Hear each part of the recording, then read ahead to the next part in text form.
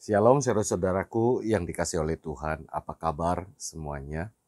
Saya selalu berharap Bapak Ibu saudara-saudara selalu dalam keadaan yang sehat dan baik.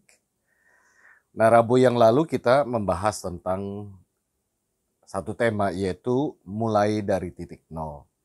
Nah, saat ini kita akan membahas tema yang mirip tetapi tidak sama, yaitu kembali ke titik nol. Nah, kira-kira apa artinya kembali ke titik nol? Mari kita membahas bersama-sama. Saudaraku, ketika saya membuka berbagai artikel di internet tentang kehidupan para tokoh yang terkenal, saya terpaku pada satu tulisan tentang seorang sosok yang ketika memerintah ia dianggap kontroversial, tetapi tetap menjadi seorang negarawan yang patut dicontoh bagi negeri ini. Dia adalah almarhum Baharudin Yusuf Habibie atau yang dikenal sebagai B.J. Habibie, mantan presiden. Dan ketika ia memerintah karena menggantikan Pak Soeharto yang mengundurkan diri pada tahun 1998.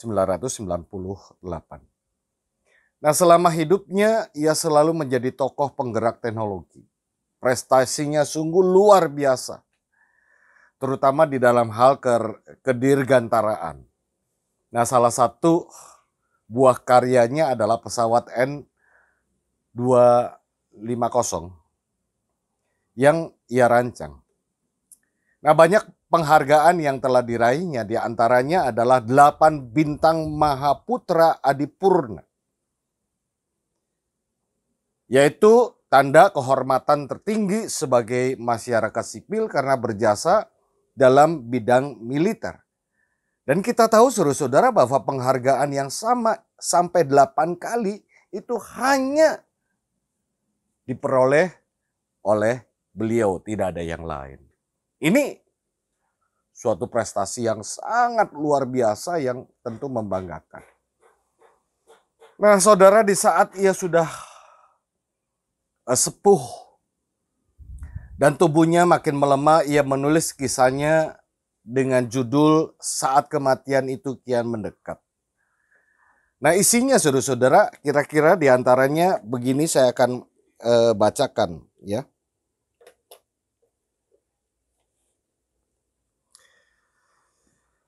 Sepi penghuni,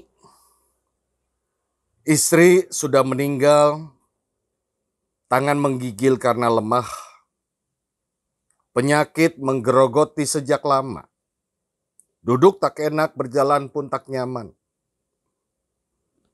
Untunglah seorang kerabat jauh mau tinggal bersama, menemani beserta seorang pembantu. 3 anak semuanya sukses. Namun saat tua seperti ini dia merasa hampa. Ada pilu mendesak di sudut hatinya, tidur tak nyaman. Laki-laki renta itu barangkali adalah saya, hanya menunggu sesuatu yang tak pasti. Yang pasti hanyalah kematian. Di rumah yang besar, dia merasa kesepian, tiada suara anak, cucu, hanya detak jam dinding yang berbunyi teratur. Kira-kira jika malaikat datang menjemput, akan seperti apakah kematiannya nanti? Siapa yang akan memandikannya? Di mana akan dikuburkan? Kita boleh saja giat berusaha di dunia, tetapi jadikan itu untuk bekal kita pada perjalanan panjang dan kekal di akhir hidup kita. Teruslah menabur kebajikan selama hayat masih dikandung badan, meski hanya sepotong pesan. Semua akan kembali ke titik nol, kira-kira begitu renungan almarhum sebelum ia menghadap Tuhan. Nah, Bapak Ibu saudara-saudaraku yang dikasih oleh Tuhan, seorang penulis traveler dan juga fotografer perjalanan bernama Agustinus Wibowo dalam buku ketiganya yang berjudul Ground Zero When the Journey Takes You Home tahun ini terjemahan dalam bahasa Inggrisnya yang diterbitkan tahun 2015. Ia menuliskan kira-kira begini, saudara-saudara. Saya akan bacakan kembali. Perjalanan adalah belajar melihat dunia luar. Juga belajar untuk melihat ke dalam diri. Pulang memang adalah jalan yang harus dijalani semua pejalan. Dari titik nol kita berangkat, kepada titik nol kita akan kembali. Nah, saudaraku, disadari atau tidak,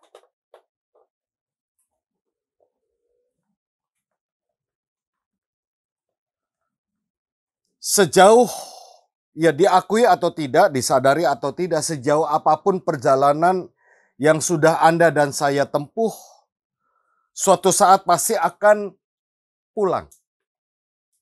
Suatu saat pasti akan kembali ke titik nol atau back to zero. Nah, kalau Pak Habibie merasa bahwa kembali ke titik nol adalah perenungan diri bahwa semua pencapaian keberhasilan yang telah diraihnya, atau ia akan kembali ke titik nol, yakni perenungan kembali siapa dirinya di hadapan Tuhan. Nah, kira-kira saudara-saudara bagaimana Alkitab menerjemahkan pengertian kembali ke titik nol itu untuk kita renungkan bersama-sama. Nah, saudaraku, salah satu kisah yang bisa kita renungkan di sini adalah tentang kisah Simon Petrus. Kita tahu semula Simon Petrus adalah seorang nelayan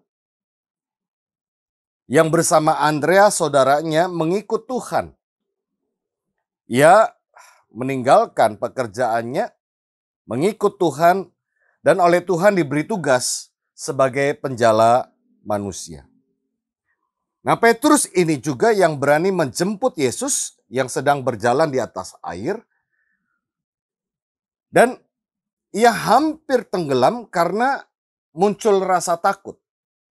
Bersyukur Tuhan segera menolongnya sehingga ia tidak tenggelam. Petrus juga yang pernah mengaku bahwa Yesus adalah Mesias, anak Allah yang hidup. Berbeda dengan murid-murid yang lain, ia berani untuk mengungkapkan. Dan karena keberaniannya itulah ia kemudian dijuluki sebagai batu karang. Dan kembali diberi tugas. Yang semula untuk menjala manusia, kini ia diberi tugas untuk mendirikan jemaat Tuhan di dunia ini. Dan memang saudara-saudara, Simon Petrus yang memiliki sifat responsif ini pernah merasa sebagai pembela bagi Tuhan. Kita ingat setelah berdoa di Taman Getsemani, lalu datanglah serombongan yang ingin menangkap Yesus yang bersama dengan Yudas Iskariot saat itu. Nah, ketika Yesus akan ditangkap, Petrus seketika menghunus pedang dan memotong telinga salah seorang suruhan dari imam besar yang bernama Malkus. Tuhan menegurnya. Dan kemudian telinga itu diambil, potongan telinga itu diambil, kemudian dikembalikan ke kepala Malkus. Nah, bisa dikata saudara-saudara, Petrus adalah seorang murid yang cukup menonjol dalam perjalanan pelayanan Tuhan di dunia ini. Ia selalu mengambil inisiatif dalam berbagai peristiwa. Tetapi saudara-saudara, saat ia menyangkali Tuhan, bahkan ia menyangkali Tuhan sampai 3 kali. Di saat itulah semua prestasi dan hal yang membanggakan yang pernah dilakukannya seakan menjadi sirna. Sekalipun ia pernah mengaku bahwa Yesus adalah Sang Mesias, Anak Allah yang hidup, pengakuannya itu seakan tidak punya nilai apa-apa. Ya, sebab antara ucapan dengan tindakan sangat berbeda. Ia dikatakan tidak konsisten. Tetapi saudara-saudara, peristiwa penyangkalannya itulah yang membuat ia kembali ke titik nol. Nah, saya akan membacakan Matius 26. Matius 26 ayatnya yang ke-75. Menyebutkan begini. Maka teringatlah Petrus akan apa yang dikatakan Yesus kepadanya. Sebelum ayam berkokok, engkau telah menyangkal aku 3 kali. Lalu ia pergi keluar dan menangis dengan sedihnya. Saudara-saudara, saat itulah Petrus harus merenungkan ulang pengakuannya tentang Tuhan. Ia kembali ke titik nol. Di sini saudara-saudara kita bisa melihat bahwa apapun prestasi yang pernah diraih, memang bukan hal yang perlu untuk kita banggakan. Juga apapun kegagalan yang membuat kita sedih dan terluka, bukanlah hal juga yang harus kemudian kita sesali dan keluhkan. Nah, saudara-saudaraku, ada banyak peristiwa yang mau tidak mau, suka atau tidak, seperti juga yang dialami oleh almarhum B.J. Habibie dan juga Petrus. Anda dan saya pasti akan kembali ke titik nol, back to zero. Nah, dalam bahasa filsafat, zero itu berbeda dengan kosong. Eksistensialis berbeda dengan nihilis. Ibarat sebuah handphone kita perlu untuk dicas kembali. Kita perlu menemukan kembali jati diri kita dalam kehidupan di dunia ini. Apakah dalam melakukan perjalanan dalam kehidupan ini kita berhasil atau terjatuh? Merasakan kebahagiaan atau sakit? Kita harus terus bergerak untuk menemukan kembali jati diri kita, entah dalam pekerjaan, entah dalam pelayanan, entah dalam hal apapun. Saat ini, saudara-saudara, adalah momen yang tepat bagi Anda dan saya untuk back to zero. Pandemi COVID-19 ini memaksa kita untuk kembali ke titik nol.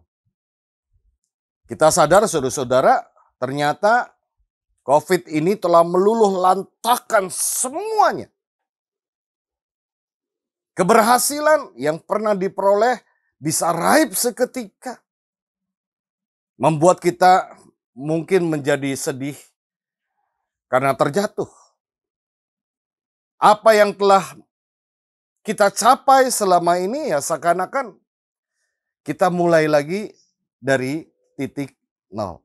Jadi di saat inilah saudara-saudara, Anda dan saya perlu untuk menganalisa diri, kekuatan dan kekurangan. Siapakah kita di hadapan Tuhan agar kita tetap memiliki semangat untuk terus bergerak ke depan. Nah, ada satu ayat saudara-saudara yang mungkin bisa mengingatkan kita. Memberikan semangat kembali. Mazmur 8 ayat 5 dan 6. Apakah manusia sehingga engkau mengingatnya? Apakah anak manusia sehingga engkau mengindahkannya? Namun engkau telah membuatnya hampir sama seperti Allah dan telah memahkotainya dengan kemuliaan dan hormat. Nah, Bapak Ibu saudara-saudara yang dikasih oleh Tuhan, kemuliaan dan hormat yang Tuhan berikan sejak awal kita hadir di dunia ini, itu adalah jati diri kita, jati diri Anda dan saya. Jadi keberhasilan yang kita banggakan di dunia ini tidak akan pernah menambahkan kemuliaan dan hormat itu. Bahkan kegagalan yang kita alami pun tidak akan pernah mengurangi kemuliaan dan hormat. Apa yang Tuhan berikan ketika kita hadir di dunia, yaitu kemuliaan dan hormat, itu lebih dari segalanya.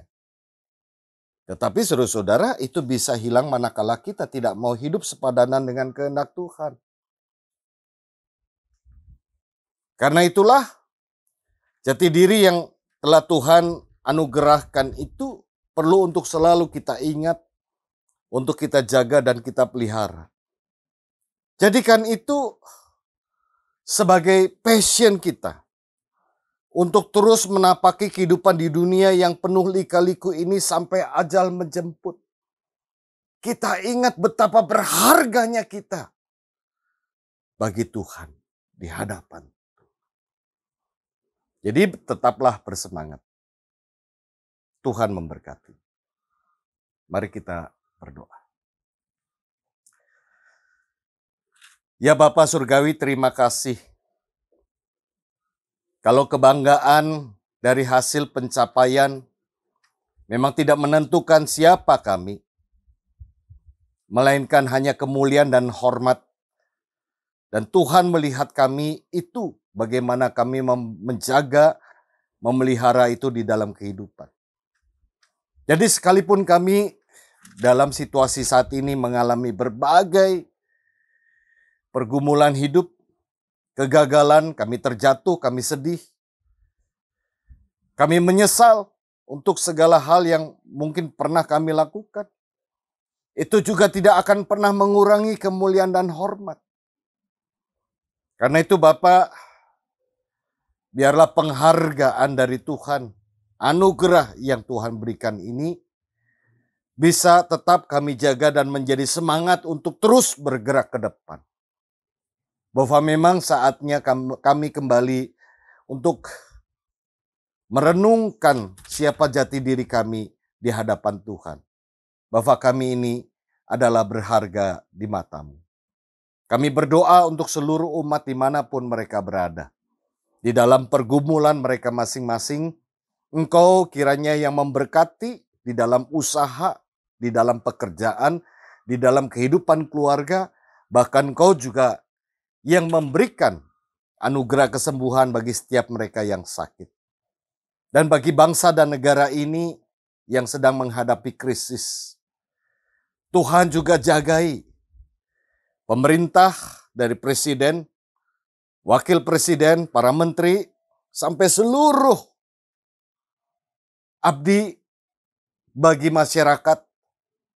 Kiranya mereka boleh bersatu untuk menghadapi COVID-19 ini, dan dari segala hal yang ingin mengganggu kehidupan negara dan bangsa ini. Kami yakin dan percaya Tuhan yang selalu hadir tepat pada waktunya untuk melakukan sesuatu bagi bangsa dan negara kami. Terima kasih ya Tuhan. Ada banyak hal yang ingin kami tuangkan di dalam doa, namun kami yakin dan percaya bahwa Engkau selalu hadir, Engkau juga yang mendengar doa kami, bahkan Engkau juga yang menjawab setiap harapan kami yang sesuai dengan rencana-Mu di dalam hidup kami masing-masing. Inilah doa kami yang kami naikkan di dalam nama Tuhan Yesus. Amin. Nah Bapak Ibu Saudara-saudara, demikian pemaparan tema kembali ke titik nol saat ini. Semoga bermanfaat untuk kita semua. Kita ingat 3M, saudara-saudara. Memakai masker, mencuci tangan, dan menjaga jarak. Itulah cara yang boleh dikatakan cukup efektif untuk mencegah penularan COVID. Sampai jumpa pada acara ngopi selanjutnya. Tuhan memberkati kita. Amin.